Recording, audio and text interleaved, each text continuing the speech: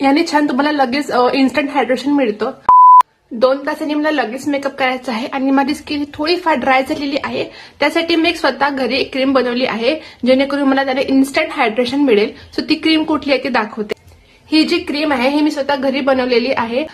Me most of the time जर मला उद्या मेकअप करायचा असेल तर मी आज रात्री झोपताना ही क्रीम छान लावून मसाज करून घेते जेणेकरून माझी उद्या मेकअप हा स्किनवरती छान बसला पाहिजे. ही जस्ट क्रीम फक्त तुम्हाला घ्यायची आहे आणि चेहऱ्यावरती लावून छान त्यांनी मसाज करायचं आहे. याने छान तुम्हाला लगेच इन्स्टंट हायड्रेशन मिळतं.